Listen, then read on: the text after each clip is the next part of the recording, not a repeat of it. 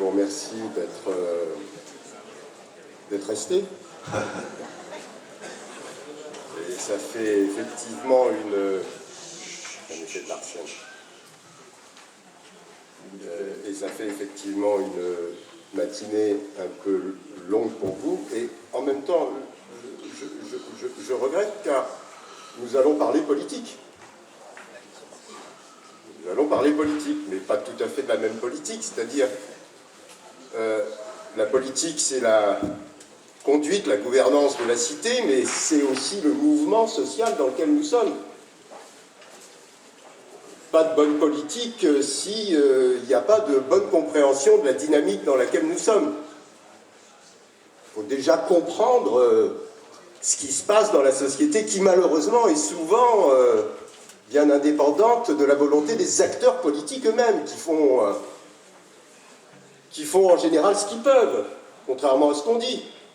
Bon, ils ménagent leurs intérêts à eux aussi, mais enfin, souvent ils font ce qu'ils peuvent. Mais ils ne peuvent pas beaucoup toujours, et ils peuvent encore moins s'ils ne comprennent pas ce qui se passe.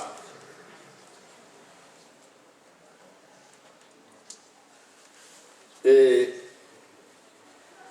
c'est au fond un petit peu notre métier universitaire d'essayer de comprendre et d'essayer de resituer dans une logique de long terme ce que les intérêts des uns et des autres, à commencer par les intérêts politiques, mettent dans le court terme, qui n'est pas la bonne dimension pour comprendre ce qui se passe aujourd'hui.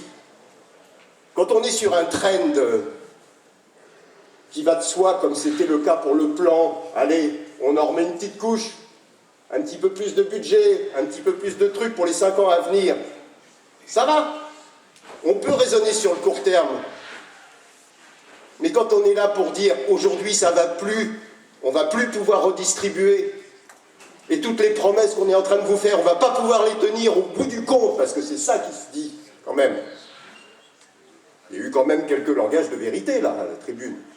Il n'y a pas eu des propos démagos, comme on dit. Il y a eu quelques langages de vérité. Comment on va faire? Eh bien ça suppose une vraie compréhension. Donc, je termine ce propos un peu liminaire, et pour vous dire en toute modestie que je ne suis pas sûr que les académiques, les intellectuels, en tout cas pas ceux qu'on voit tous les jours nécessairement à la télévision, comprennent forcément bien ce qui se passe. En tout cas, bon, ici est force. Et c'est ce que je vais m'efforcer de faire avec vous, à partir du sujet qui est le vôtre aujourd'hui, qui est celui de l'emploi, et je dirais plus largement de la question du travail. Elle est décisive. Elle est décisive et je veux la situer tout de suite par un grand mot. Je veux la situer comme une religion. D'ailleurs, on a dit la religion du travail. Le travail, c'est pas simplement un revenu. Le travail, c'est pas simplement un statut.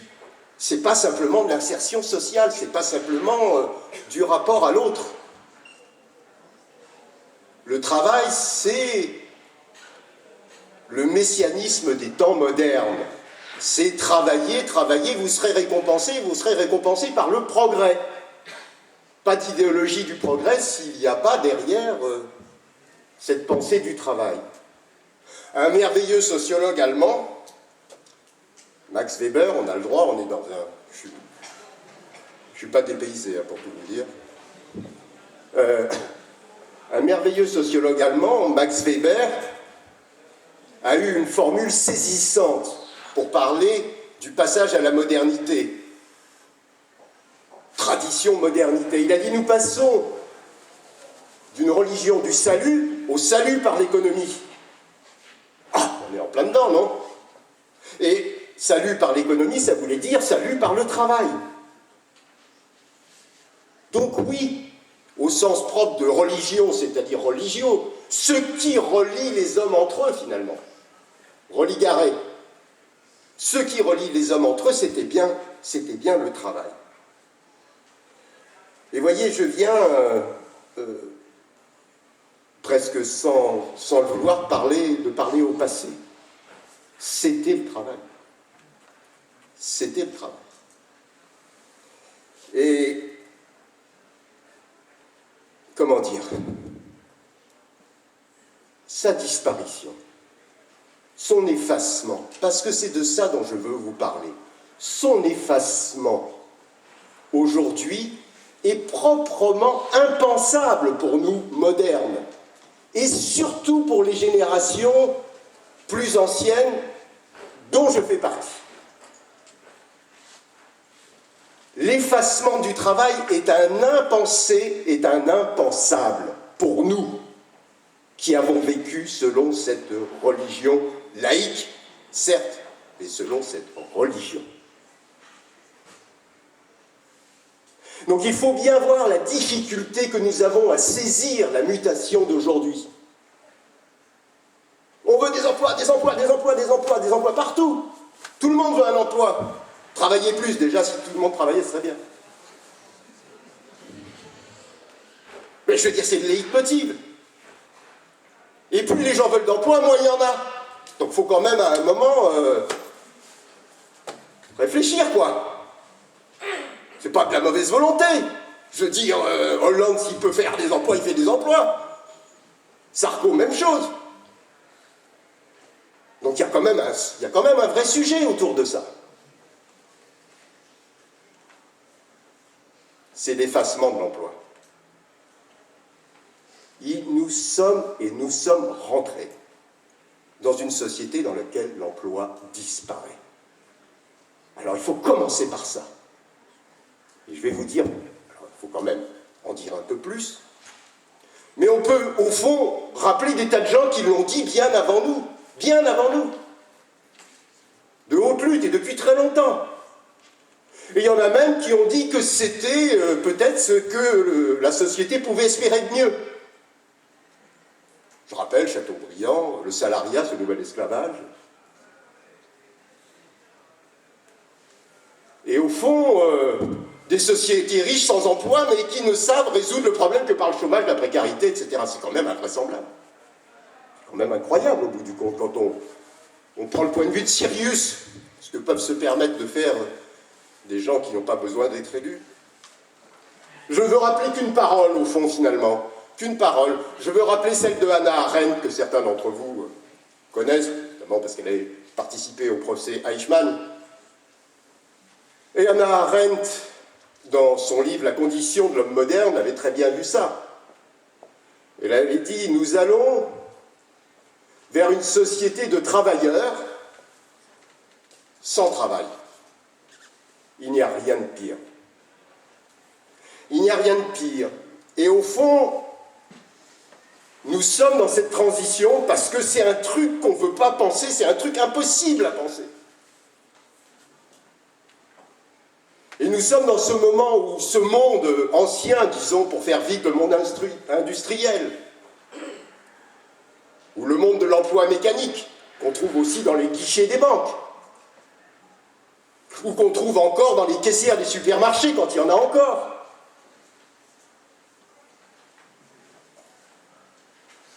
Nous sommes dans ce monde qui n'est déjà plus, et dans ce nouveau monde qui n'est pas encore, dans cet entre-deux. Et il me vient tout de suite cette phrase aussi d'Antonio Gramsci, philosophe italien, emprisonné, écrit en prison, et qui avait dit « Le vieux monde n'est déjà plus », vous voyez, je l'ai paraphrasé, « Le vieux monde n'est déjà plus, le nouveau monde n'est pas encore, dans ce clair obscur surgissent les monstres. »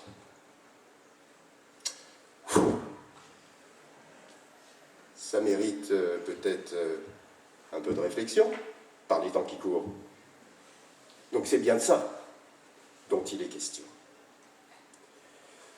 Et c'est de ça dont il faut prendre conscience pour essayer de voir quelle est la dynamique positive derrière ça. Je ne veux pas ici du tout faire de catastrophisme, au contraire. Je fais partie du conseil d'administration du mouvement associatif. Je préside le comité d'experts Recherche et Solidarité, dont sont issus la plupart des chiffres qui vous ont été donnés. Je pourrais faire un cours en long et en large sur les associations, mais ce n'est pas le problème pour moi, aujourd'hui. Et puis les associations, vous les connaissez aussi bien que moi. Je voudrais dire deux choses, traiter en deux points. Le premier point, je voudrais rappeler, peut-être pour mettre à distance, parce que c'est comme ça qu'on peut comprendre le mieux la relativité historique du travail. Alors déjà, le travail, dans le sens que nous lui prêtons très habituellement, travail-emploi, pour faire vite, c'est un truc récent. Le travail n'est pas pensé avant le tournant du XVIIe et du XVIIIe siècle. Ça n'existe pas, le travail n'existe pas. Ou quand on parle du travail, on parle de l'accouchement des femmes. Ce sont les seuls dont on parle, au point de vue du travail, c'est les femmes. On trouve ça encore dans les hôpitaux, dans les maternités. Salle de travail. Eh oui, parce que le travail, c'est le trépalium, c'est associé à la douleur, c'est un instrument de torture. Et le travailleur au Moyen-Âge désigne le bourreau, celui qui travaille les chairs. Voilà. Il n'y a pas de pensée du travail, au sens classique de l'emploi, et même mieux, quand s'institue l'économie avec l'école Physiocrate, excusez-moi, je vais aussi parler aussi de choses un peu référencées, avec le bon docteur Quesnay, où la France est la première puissance mondiale, grande puissance agricole. Et quand on dit à Quesnay, qu'est-ce qui produit la richesse en France et sur Terre? Il dit, ce qui produit, c'est la terre. Et qui produit la terre? Eh bien, la bonne blague, ceux qui la possèdent, pas ceux qui la travaillent. Ceux-là, ils n'existent pas, on ne les voit pas. Ce qui permet à l'aristocratie foncière de considérer qu'il est normal qu'elle soit à la tête de la société, à la tête de l'État et à la tête de la richesse. L'aristocratie foncière qui possède, ce sont les possédants qui, en réalité, font la richesse, pas ceux qui la travaillent. Toute analogie avec les gens d'aujourd'hui serait absolument pas fortuite.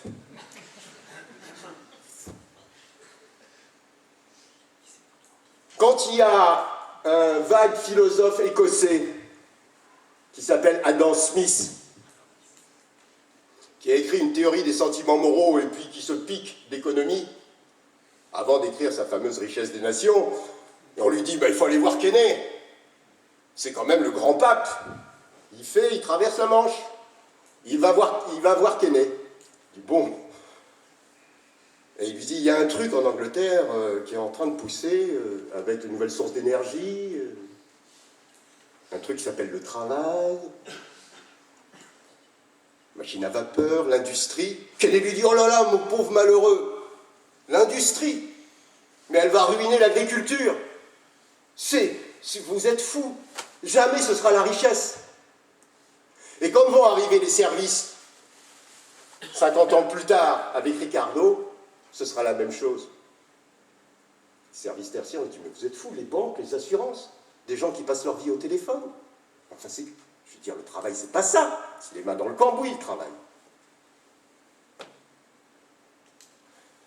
L'origine du travail mérite qu'on la rappelle. Car c'est toujours comme ça que se passe l'économie. L'économie ne vient jamais de l'économie. Elle vient du social, de la manière dont les gens arrangent leurs histoires entre eux. Aujourd'hui, je vais essayer de vous montrer, mais je n'aurai pas le temps, parce que je vagabonde, mais aujourd'hui, la vraie économie, aujourd'hui, c'est le social. C'est la vraie économie. Si j'ai 5 minutes pour vous le montrer, vous le dire, mais en tout cas, là, j'ai l'histoire. J'ai l'histoire pour vous montrer que c'est le social qui va créer le travail. Pourquoi? Il se passe un truc qui s'appelle 1789, la Révolution française, qui fait suite aux Lumières, et qui a un vrai problème, qui est l'égalité citoyenne. Je pense là aussi, toute analogie avec aujourd'hui n'est absolument pas fortuite. Qui est l'égalité citoyenne, et surtout la manière de réaliser cette égalité citoyenne, tous citoyens, bon c'est bien.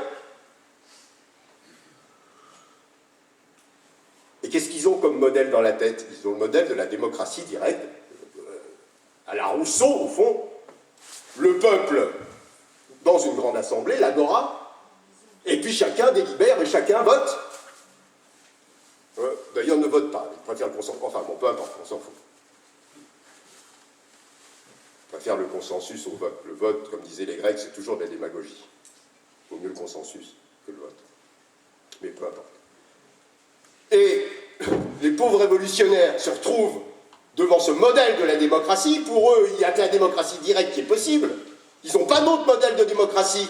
La démocratie représentative, c'est faute de mieux. Et l'abbé Sieyès, commentateur de la Révolution française, dira la France ne sera pas une démocratie. Elle sera un régime de représentation. C'est vous dire à quel point ils vont opposer la démocratie à la représentation des élus. Je ne dis pas qu'ils ont raison, je ne dis pas qu'ils ont tort. Je ne suis pas du tout... Si vous arrivez à savoir à la fin de ce que je vais dire où je me situe sur l'échiquier politique, je vous serre la main parce que moi, j'en sais rien. Vraiment, on est au-delà. On est vraiment au-delà. Franchement. Malheureusement.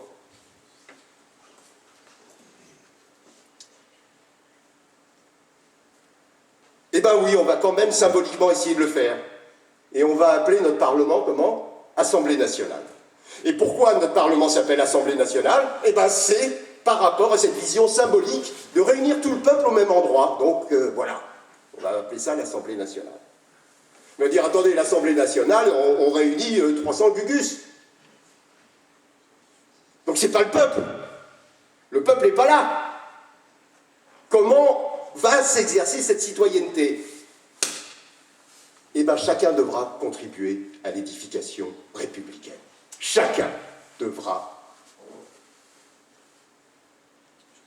Chaque individu est tenu par devoir moral de devenir aussi un travailleur. Et c'est le travail, c'est la politique, c'est le social, c'est le nouveau lien social d'égalité qui impose le travail comme modèle de participation citoyenne. Il n'est absolument pas perçu comme étant quelque chose d'économique. Absolument pas. Il s'institue par devoir civique. Toute chose et toute comparaison avec l'actualité est nullement fortuite. Donc c'est la citoyenneté, c'est un nouveau rapport social qui institue une action sociale qu'on va appeler le travail. Il se trouve que par bonheur, ce truc va donner de l'accumulation capitaliste, pour jargonner un peu, va permettre de l'épargne salariale, va permettre de développer le progrès, va permettre effectivement de passer à une société de plus en plus matérialiste et orientée, et c'est bien, vers la satisfaction des besoins. Il faut se rappeler ça. Parce que les leçons d'histoire, parfois, elles ont du poids par rapport à l'actualité. La deuxième relativité, c'est la relativité, au fond, d'aujourd'hui. Beaucoup de gens qui, dans le travail, toujours étonnés,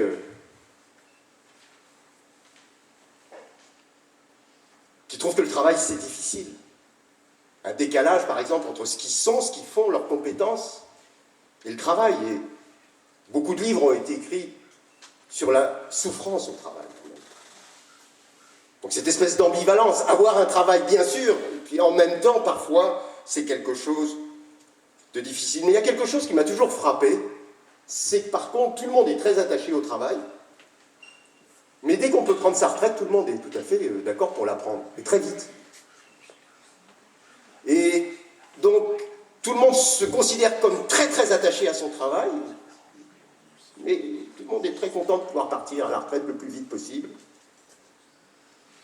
Et quand vous demandez aux gens, par rapport à leurs préférences, s'ils s'épanouissent mieux, ou s'ils trouvent plus de satisfaction dans le temps libre ou dans le travail? La réponse, c'est 2 tiers, 1 tiers. C'est évidemment dans le temps libre.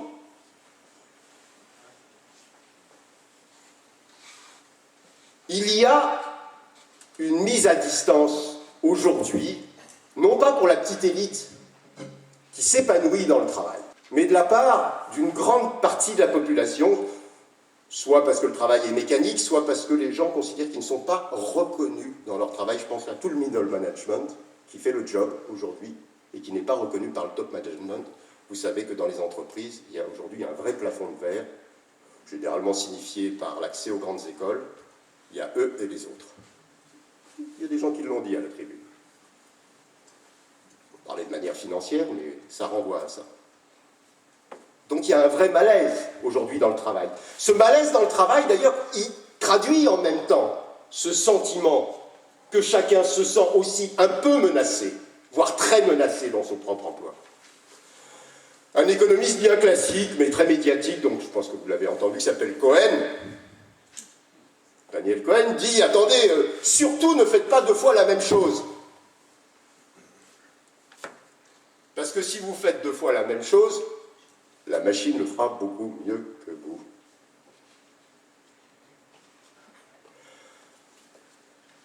Donc il y a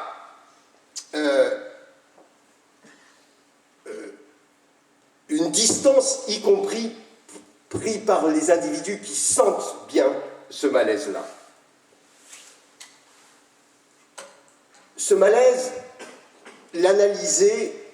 on peut l'analyser au fond parce que l'activité humaine, c'est ça que je veux dire, c'est le fond de mon propos. Et si vous voulez, et puisque le mot a été prononcé et que c'est là-dessus que je travaille, au fond la base de la sociologie, le lien social. Il y a une transformation du lien social. Le lien social,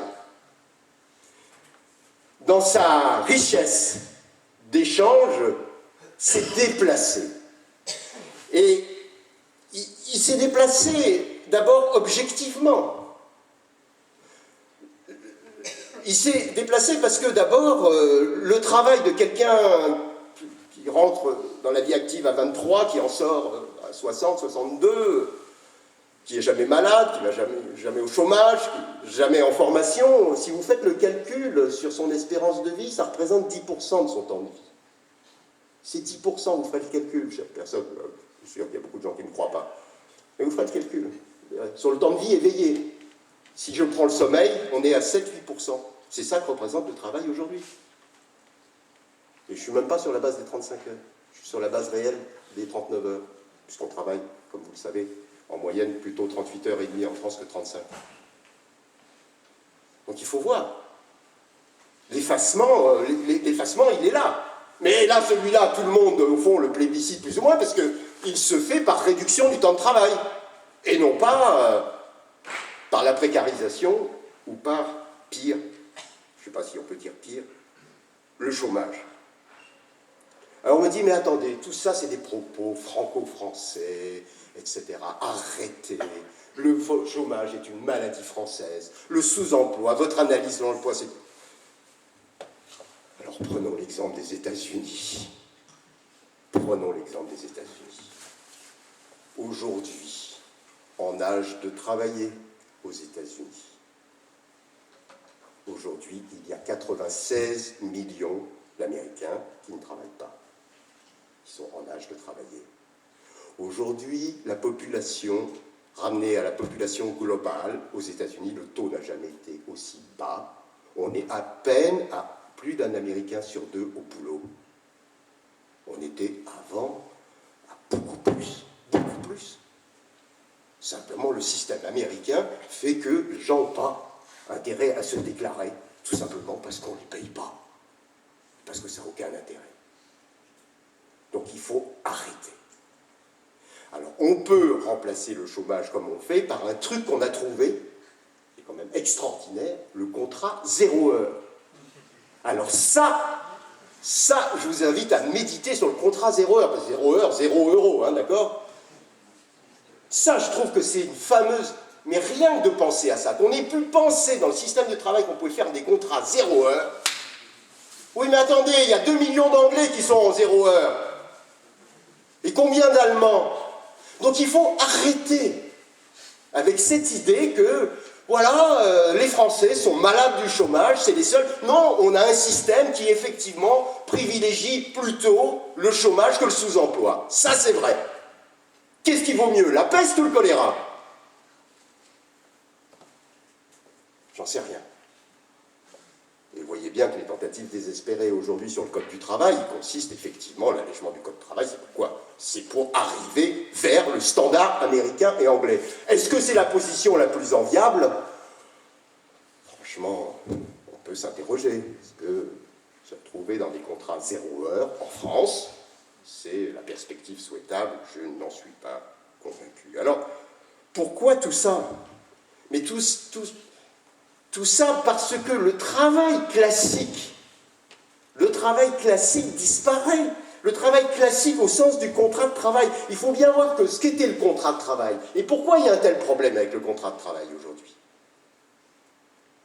C'est qu'on ne sait plus ce que c'est qu'un contrat de travail. Vous ne pouvez plus dire aux gens ce qu'ils ont à faire. Encore une fois, si le travail est prescrit, tu fais A, et puis après tu vas faire B, et puis après tu fais C, et puis après tu fais D. Et bien ça, si vous pouvez dire ça, et ça on peut le dire souvent aux gens, c'est même ce que les patrons, a priori, pensent qu'ils peuvent dire à leurs salariés. C'est ça que tu vas faire, Coco. Et bien s'ils peuvent dire ça, ça s'appelle le travail prescrit chez les sociologues, et ce travail prescrit, à très court terme, il est automatisable. Et c'est ce qui est en train de se passer. Et les réserves de productivité, je prends la grande distribution, ils ont plein de pognon. Ils ne veulent pas trop d'emmerdement. Donc ils ne veulent pas faire qu'il y ait trop de grèves, trop de manifestations, et après tout, ils amortissent le choc avec les caissières. Il n'y a plus besoin de caissières. Vous le savez bien, vous faites les courses, non? Plus besoin de caissières. Plus besoin de personne derrière un guichet. Regardez, dans les banques, oui, c'est le consommateur qui fait le boulot, je suis d'accord. Il n'y a plus besoin de tout ça. Je vais prendre un cas extrême. Logiciel Quill,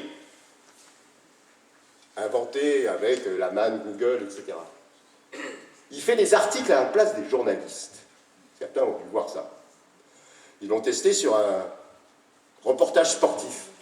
Ils ont dit plutôt que le journaliste lambda, spécialiste du baseball, je ne sais pas quoi, etc., on va demander au logiciel Quill de balancer dans le Herald Tribune, dans un grand truc, pas dans la petite feuille de chou. Logiciel qui bosse. Ils envoient ça. Retour des lecteurs. Putain, c'est qui ce journaliste? C'est vachement bon et tout. Ben évidemment, il donne tous les matchs depuis 30 ans. Il fait toutes les analyses en disant pourquoi c'est machin, pourquoi c'est lui qui a marqué, pourquoi, etc. Invraisemblable. Alors les journalistes commencent à s'émouvoir. Est-ce qu'il va y avoir besoin des gens entre vous et l'AFP? Regardez d'ailleurs, ce sont les réseaux sociaux qui absorbent les médias d'ailleurs. Regardez.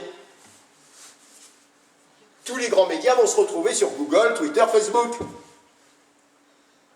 Et ce que je désigne là, évidemment, ce que je désigne là, c'est cette espèce de grande mutation qui se passe. Très peu d'emplois créés dans le numérique, énormément d'emplois qu'on peut supprimer. Je veux dire, c'est un cheval, une alouette. Donc la révolution technologique, qui n'en est qu'à ses débuts, qui est celle du numérique, est hallucinante. Et elle est génératrice, par elle-même, de ce que certains appellent la rovolution, c'est-à-dire la révolution par les robots.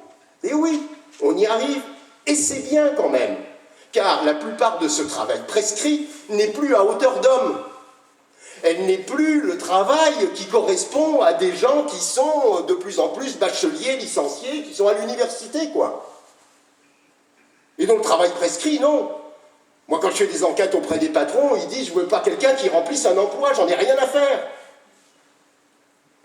Je veux quelqu'un qui crée son emploi, qui fasse quelque chose de nouveau. » Comme dans l'agence d'intérim, où on voyait à un moment, peu importe l'agence, où on voyait une grosse voiture américaine et puis une femme en jupe longue qui était en train de réparer le moteur, etc.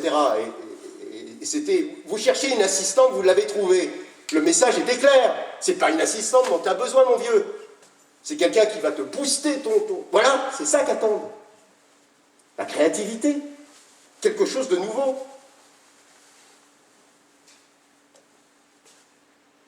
Le travail se reconfigure. Mais j'hésite à employer le même mot, tellement c'est différent. Ces réseaux, ils viennent d'où?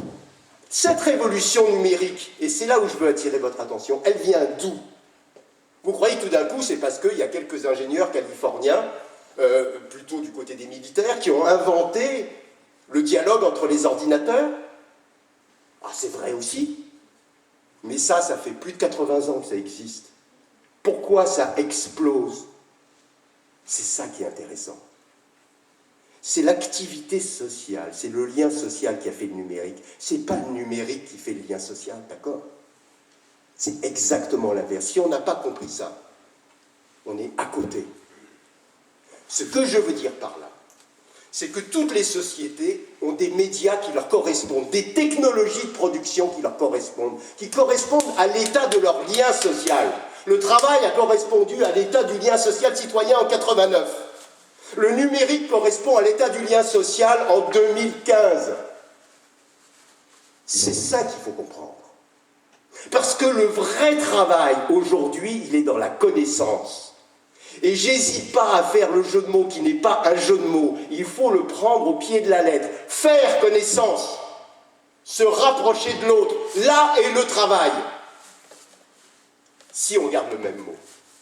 L'économie de la connaissance, c'est l'économie de l'autre. C'est le rapport à l'autre. C'est le rapport au savoir. On n'a plus besoin de gens qui font quelque chose.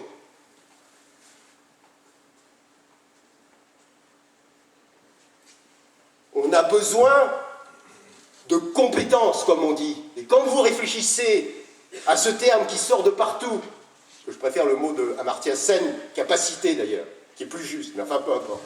Je ne vais pas sur les mots. Et ça veut dire quoi, compétence?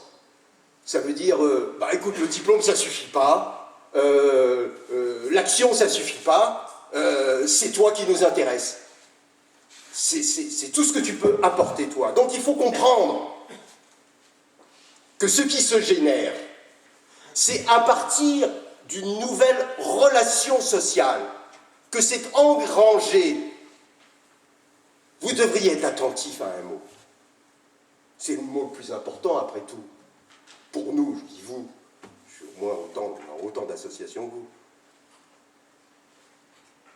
Mais vous devriez être attentif au mot réseau. Il vient d'où? Ce mot réseau, on l'utilisait dans les associations depuis bien longtemps, bien avant le numérique quand même. Le réseau, c'est l'association, bon sang. Et si j'avais le temps, je vous dirais que exactement toutes les propriétés du réseau social sont des propriétés de l'associativité, pas forcément de l'association. Il y a des terroristes sur le net. Mais enfin, globalement, l'associativité, c'est ce qui fait marcher le réseau. C'est ce qui permet la révolution de la connaissance. Toutes les grandes sociétés dans la connaissance ont eu un grand livre symbolique. Les grands papyrus des sociétés primitives. Ah, là sont les tables de la loi. Première version. Deuxième version, plus monothéiste. Le Coran, le Talmud, la Bible. Peu importe, faites votre choix. De toute façon, ils sont cousins, je vous signale. Ce serait pas mal de le rappeler de temps en temps. Hein? Pas inutile. Ce sont des religions abrahamiques. Donc la même source. Pas les mêmes interprétations. D'accord. Bon, mais peu importe, un grand livre, la Bible, allez, prenons la Bible, au hasard. Mais prenons le Talmud, le Coran, mais c'est égal, mais c'est un grand livre, c'est le grand livre de l'univers.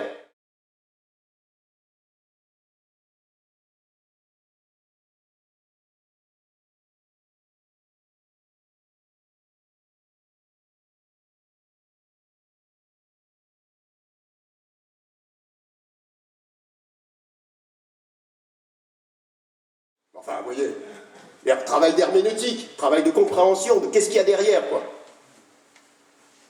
Et après, qu'est-ce qu'il y a eu après la Bible? Hein? Ah, les Lumières, ça a donné quoi? Helvétius, Diderot, d'Alembert, la grande encyclopédie, et voilà. C'est plus Dieu, c'est la science.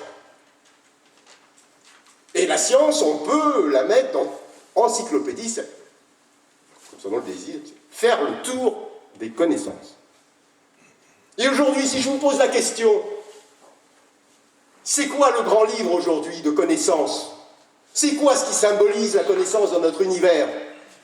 Vous direz quoi? Eh ouais, et ben voilà, et ben vous l'avez la réponse.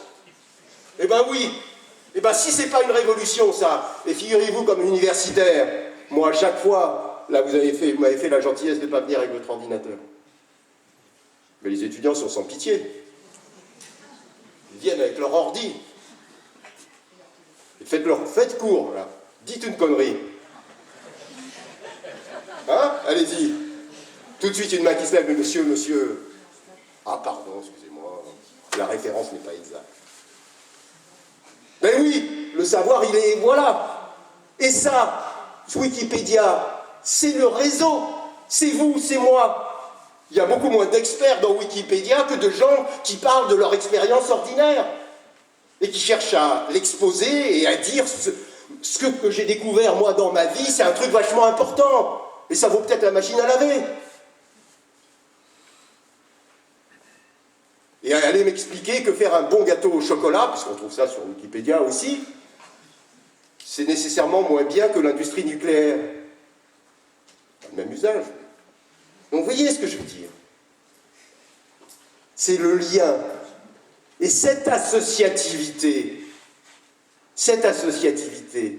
elle a des effets partout. Partout. D'abord, dans l'économie domestique.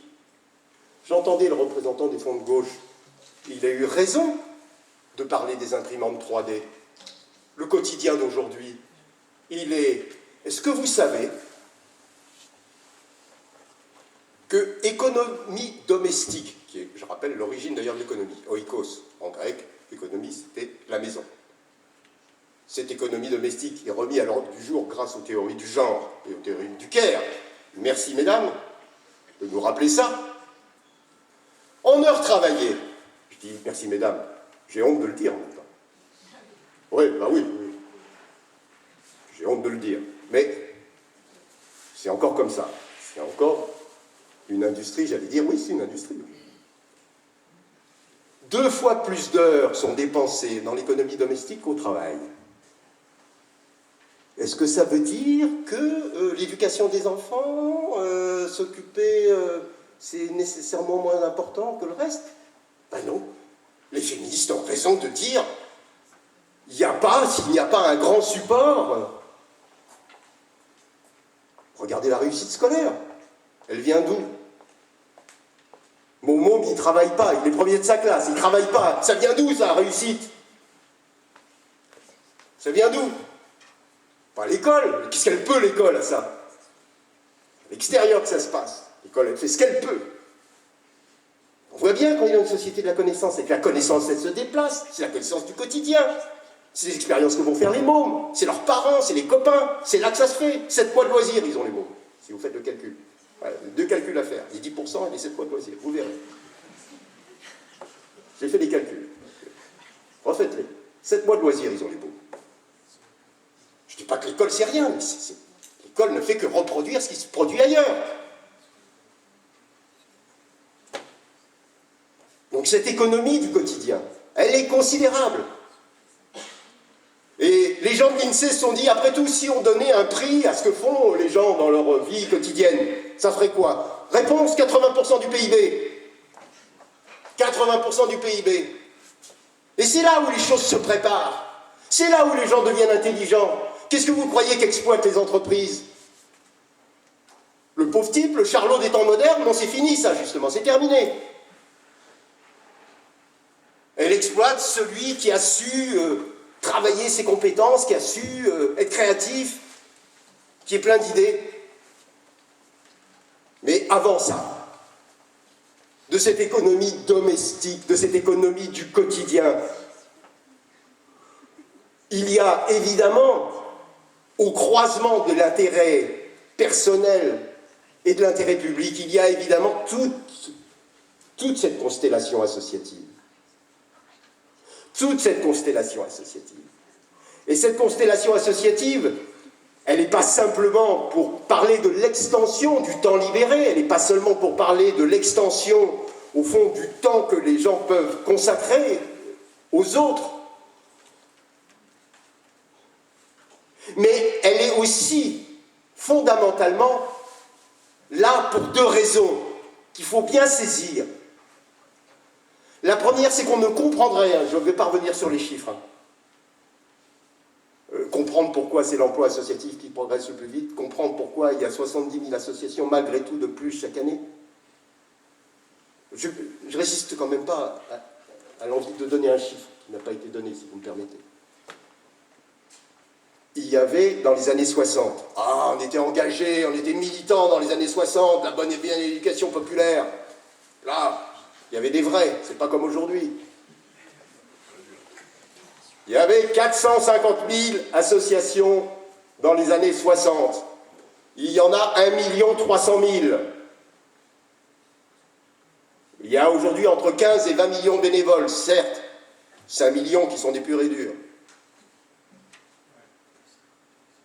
Il y a un taux de croissance de l'emploi, c'est vrai, qui aujourd'hui commence à être touché. Ça a été dit. Commence à être touché. Mais qui pendant les 10 dernières années a été 2 fois supérieur à la progression de l'emploi marchand et de l'emploi public. Ça vient de quoi, ça? L'emploi associatif, ça vient de 2 choses essentielles, pour moi, enfin, vu d'un point de vue un peu macro-sociologique, si vous me permettez. La première vraie raison, c'est ce que, je n'ai pas le temps de le développer, je pourrais en faire 3 tomes, sur cette transformation du lien social, de ce que j'appelle l'individu relationnel. On a voulu opposer l'individualité à la société. Mais enfin, il faut être con quand même. Il faut être con pour continuer dans les médias à dire « Ah, une société de plus en plus individualiste !» Putain, mais où est-ce qu'ils ont été chercher ça? Vous avez vu un individu hors de la société qui se promène sur ses petites jambes, je ne sais pas où? Où ça? Sur Mars, probablement. Il n'est pas dans la société. Non, il est ailleurs. Donc il y a l'individu d'un côté, puis il y a la société, je ne sais pas où. C'est quoi ces conneries, quand même? Donc cette espèce d'opposition entre individu et société n'a aucun sens. Le type de relation entre l'individu et la société, peut-être. Ah oui, ça oui, mais opposer individu et société, c'est une connerie crasse, quand même.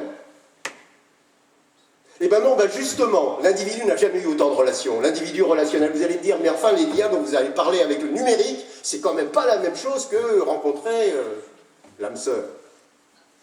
Si, l'âme sœur, on la rencontre comme ça, maintenant. Voilà. Oui. Et alors, c'est forcément moins bien? Pas forcément.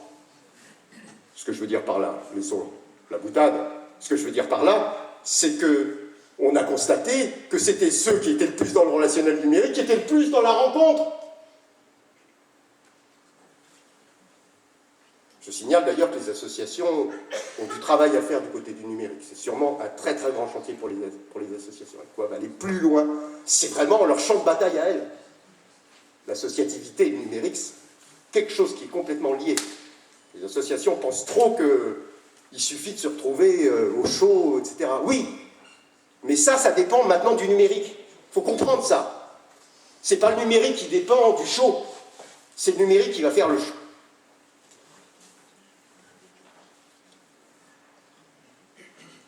La deuxième raison, plus profonde, qui me permet de traiter assez vite, le seul point pour arriver à une conclusion,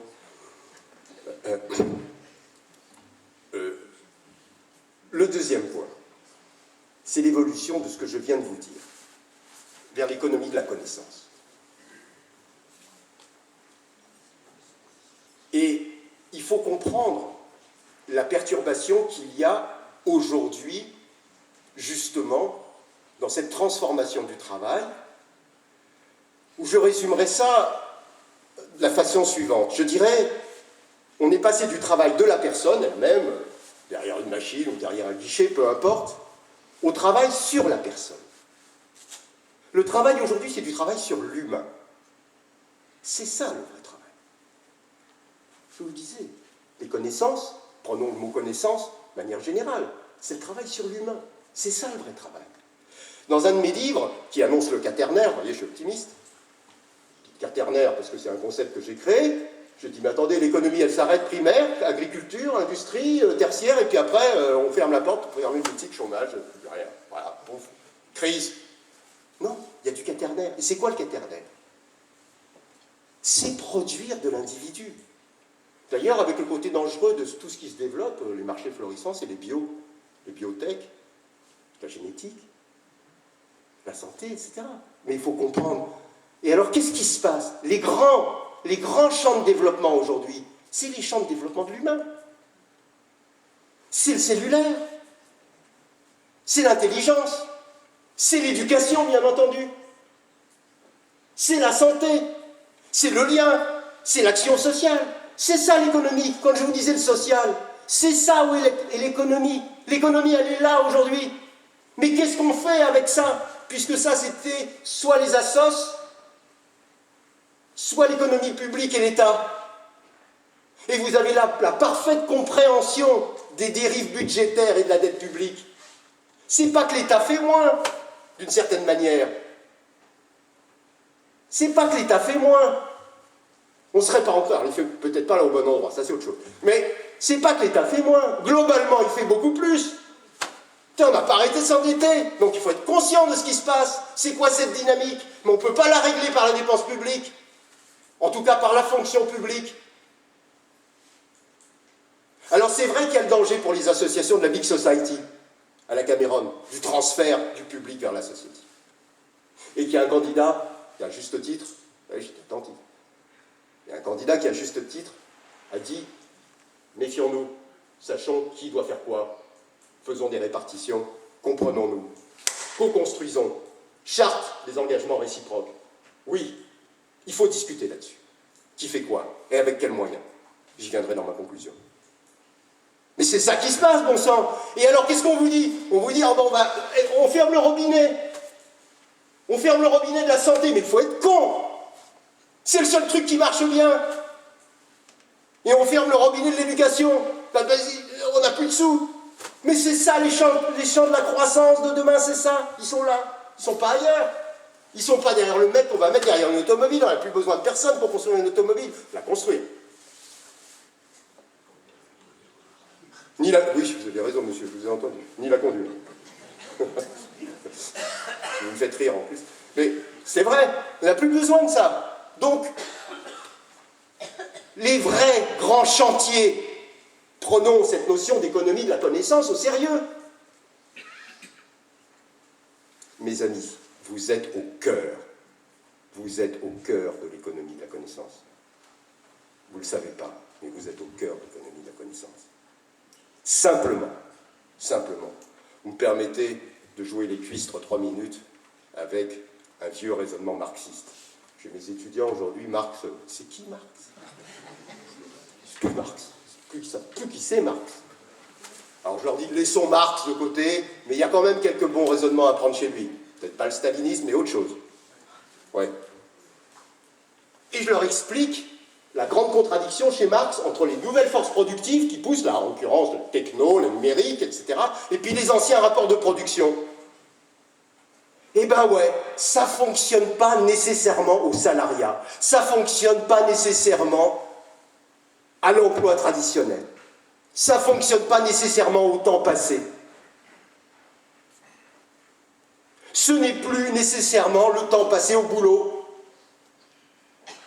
Est-ce que vous avez remarqué qu'il y a aujourd'hui, et ça va gagner partout, il y a aujourd'hui des gens qui n'ont plus de bureau, qui n'ont pas d'horaire, qui n'ont plus rien. De toute façon, on ne sait même pas ce qu'ils font. On leur demande un résultat. Mais plus personne ne sait ce que c'est que le travail, de la connaissance. Ça ne fonctionne plus du tout de la même manière. Ce que l'on sait par contre, c'est que pour que ces entreprises soient performantes, pour qu'elles soient compétitives, c'est pas parce que tu vas être derrière le banc de la classe. Je le dis souvent à mon fils, c'est pas parce que tu es derrière un banc de la classe que tu apprends quelque chose. On peut être là et dormir, c'est quelque chose. C'est pas parce que vous êtes au boulot que vous travaillez quand même, non? Ah bon, je veux me rassurer. Me rassurer. Compagnie d'assurance américaine a essayé de savoir combien ses salariés travaillaient vraiment sur 8 heures. Réponse. 2 heures. Vraiment utile à l'entreprise. Ça ne veut pas dire que les autres 6 heures ne sont pas indispensables pour les 2 heures. Et c'est ça que je veux dire. C'est ça que je veux dire. C'est que le travail, comme disent les économistes dans leur merveilleux langage, devient une externalité. Le travail n'est plus dans l'entreprise. On comprend ça? Le travail n'existe plus.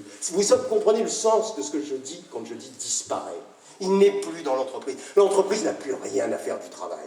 Je caricature, mais c'est la dynamique, c'est là où on va. Donc arrêtons avec ce discours sur l'emploi, arrêtons avec ces conneries, parce que c'est la direction dans laquelle on va. Donc ce qu'il faut, c'est préparer les gens. On a inventé un beau mot, un mot affreux, je veux dire, employabilité. On ne dit plus emploi, on dit employabilité. Ah, vous êtes d'accord, madame? Alors pourquoi on dit employabilité? Ben pour un truc qui est vrai malgré tout. C'est que c'est plus l'emploi qui importe, c'est l'employabilité.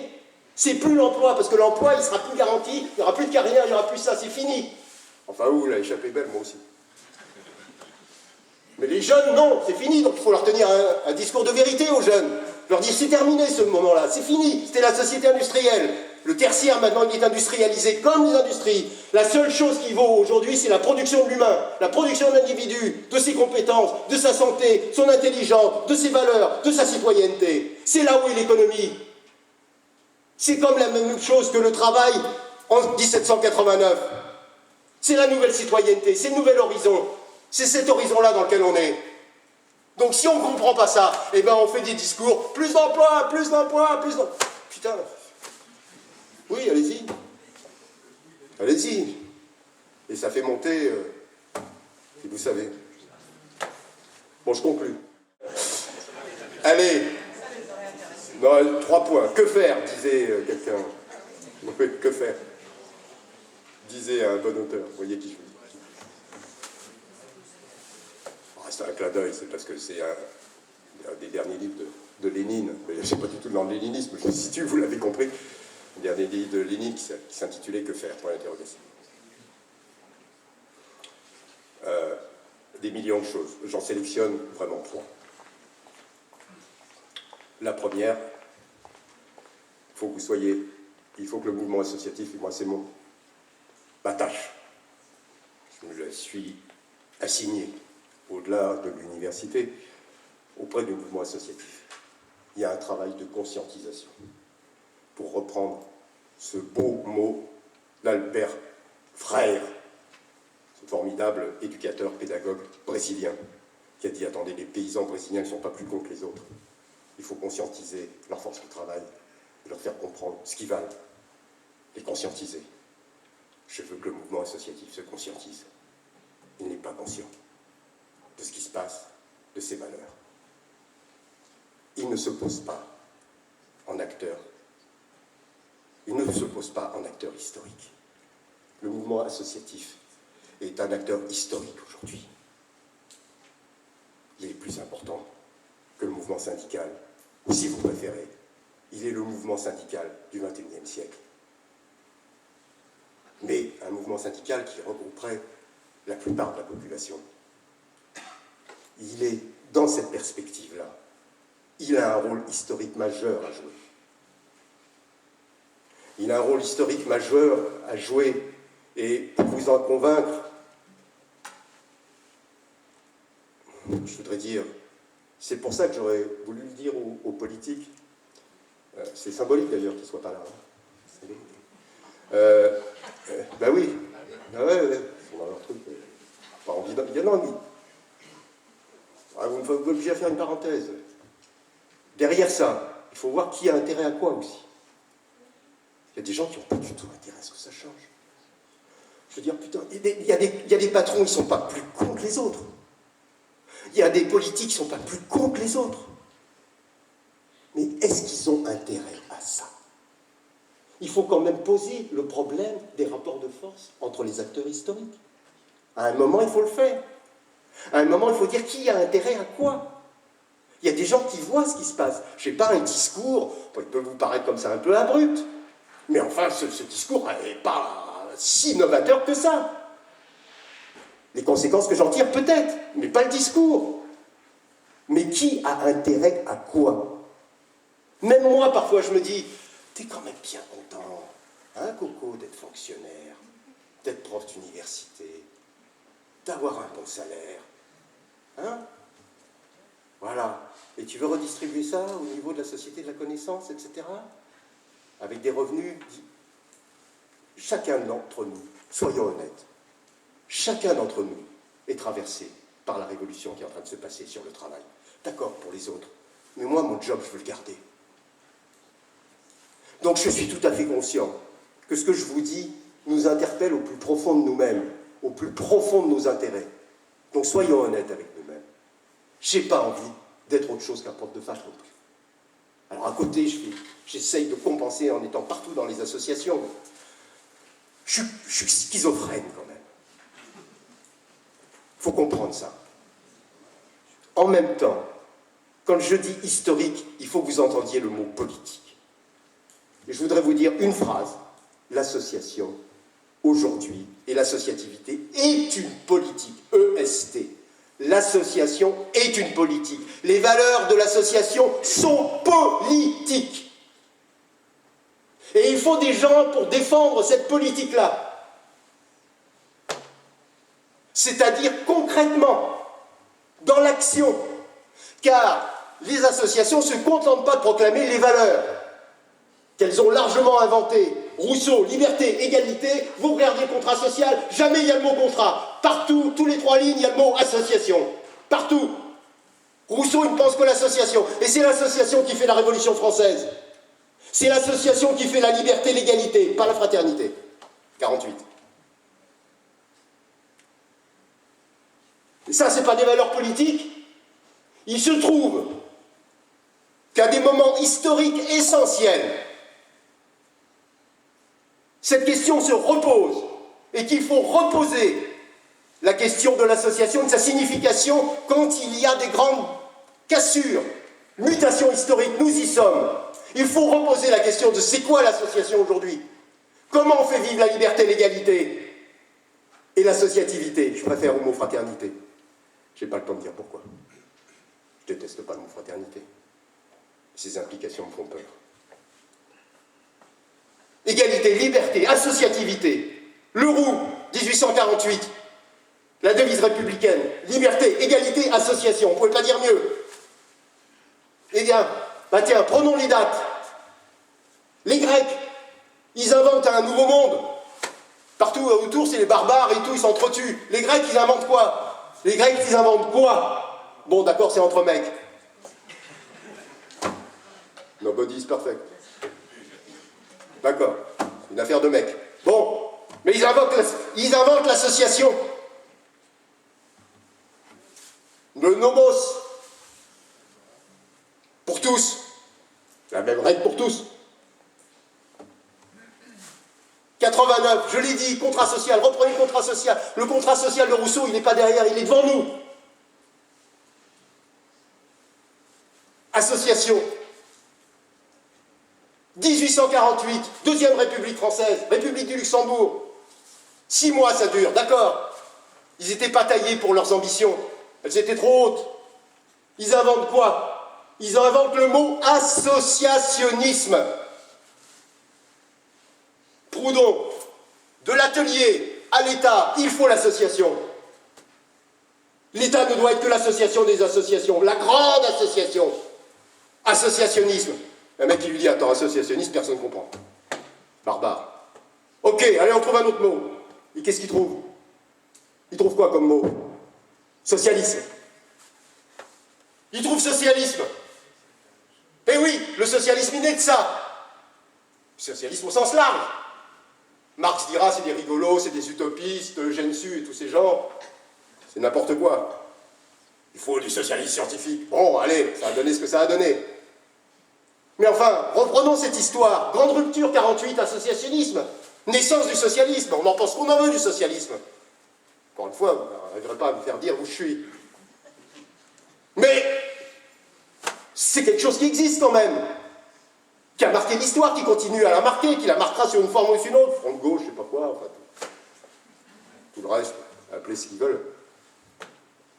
Quand même, un moment d'histoire important. On continue l'histoire. 36. 36, l'éducation populaire. Naissance des grandes associations. Ah, j'oublie 1901. Merci, Monsieur le Président.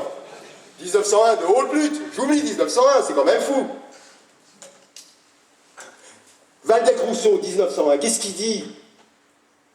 Lui, il pense quoi? Il ne pense pas les associations formelles. Vous êtes des exceptions. Il pense l'association dans toutes les associations informelles partout. C'est ça la loi Waldeck. Vous avez le droit de vous associer. Par exception, vous pouvez aller, si vous voulez des legs, si vous voulez des subventions, on dirait aujourd'hui, ou si vous voulez ester en justice, alors là, il faudra vous déclarer auprès de la puissance publique. Mais sinon, vous avez un nouveau droit. Un des candidats se disait, mais pourquoi cette loi est toujours la même depuis 1901, elle n'a pas été retouchée? Et en 2001, je me souviens, on a lutté, on a eu raison de lutter pour dire non, on ne bouge pas cette loi, bon sang, on ne la touche pas cette loi. On en fait même un principe constitutionnel en 71. On ne bouge pas. L'association, elle reste. Touchons pas la loi de 1901. Elle est sacrée. Regardez les résultats qu'elle a donnés. C'était l'esprit Waldeck. L'esprit Waldeck, c'était cet esprit-là. Permettre l'associativité dans la société, pas seulement les associations formelles ou les organisations associatives ou auxquelles on a réduit l'association. C'est beaucoup plus large que ça, même si ce sont les associations structurées qui portent fort la contractualisation avec les pouvoirs publics et tout le reste, bien entendu. Mais elles ont besoin de ce terreau qui est relancé par le numérique, par tout ça, par les réseaux. Vous avez besoin de ça. C'est ça le sel. 36. J'arrête là l'énumération. Moi, je suis un enfant de 68. Je peux vous dire que déjà cet esprit était présent. Quand en 68, on a dit, bon, il n'y a plus les pairs, P-E-R-S. On passe des pairs aux pairs. C'est très drôle.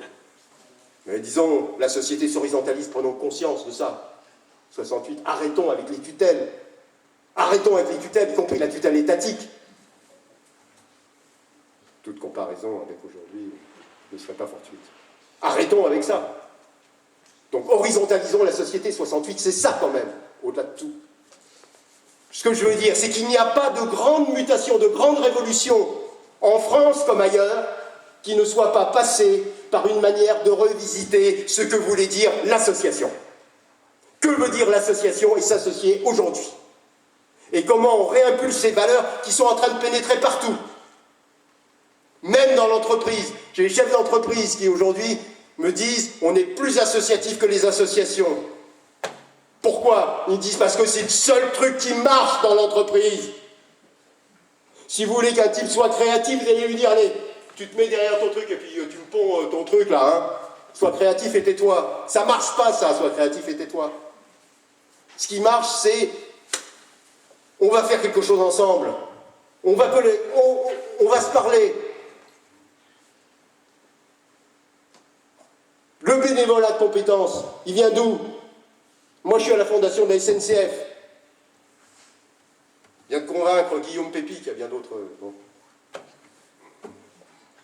qu'il fallait qu'il fasse du bénévolat de compétences. Il l'a fait. Il me dit, mais attends, ton truc, c'est génial. Putain, les salariés, ils reviennent, ils bossent, ils sont plus intelligents, ils ont un esprit d'initiative. Je dis, mais c'est génial, ton truc. Ah ouais. C'est quand même, pourtant, l'association, ça existe depuis longtemps. Hein. Ah ouais, mais c'est génial, la SNCF, ça y est. Alors je lui dis, bon, t'en fais combien? 100, 300? Il me dit, tu plaisantes? Au niveau de la SNCF, j'en fais 10 000, tout de suite. 10 000 bénévoles de compétences. Allez, allons-y, c'est parti. D'ailleurs, dans une tradition cheminote, qui était assez ancrée, vous savez, sans doute, dans la tradition associative. Mon deuxième point, la finance. Vous allez me dire, 3 heures, voilà. Bon. Pour faire court.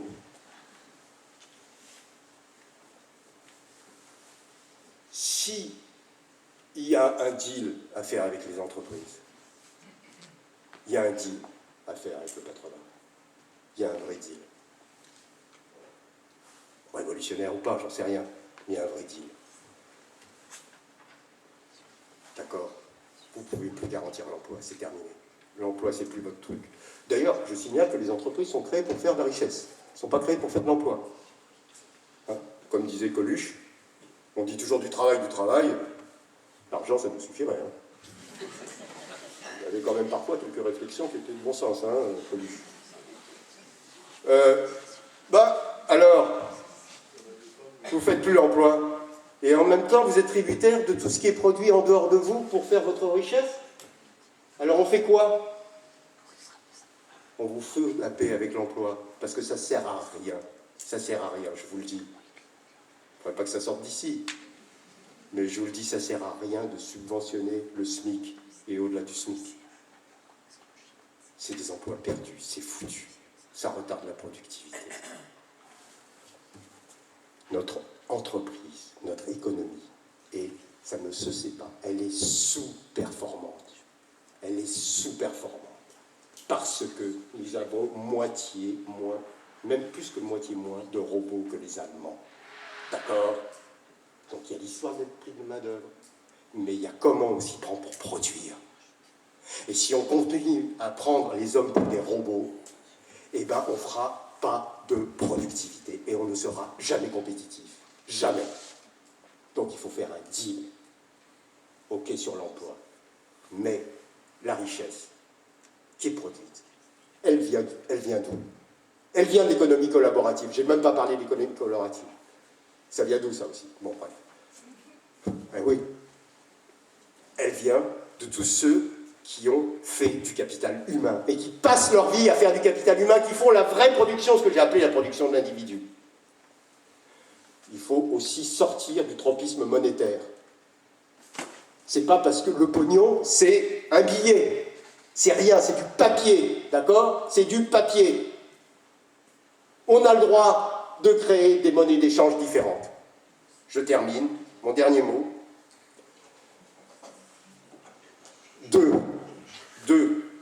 Deux mots.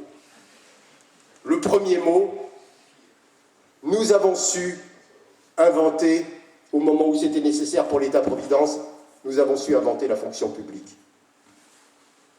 Nous avons su inventer la fonction publique. C'est un truc quand même assez nouveau. Nous devons faire de l'ingénierie dans le monde associatif, qui soit à peu près du même niveau. Vous vous rendez compte ce qu'il faut faire? Non pas recréer une fonction publique, mais refaire une ingénierie qui prenne en compte le fait que le mode salarial est un mode qui ne sera plus central dans la distribution de nos richesses. Il ne sera plus central. Ce ne sera plus le mode salarial qui sera au centre de la distribution de richesses. Certains sont pour le revenu d'existence, j'ai évidemment pas le temps d'en parler. Je ne suis pas favorable à ça. On n'en a pas le temps d'en parler. Mon tout dernier mot, c'est une phrase de Rousseau, comme ça. Je vous ai parlé de Rousseau, mais après tout, Rousseau, quand même. Rousseau a beaucoup fait pour l'association. Je vous rappelle, en 89, les révolutionnaires, c'est un truc, on a le droit de le dire, les révolutionnaires, dans les rues, analphabètes. Analphabètes, ils ne savaient pas lire. Ils avaient des pancartes. Et vous savez ce qu'il y avait sur les pancartes? Il y avait des citations du contrat social. Ça avait quand même une autre tenue. Et ils étaient... Voilà.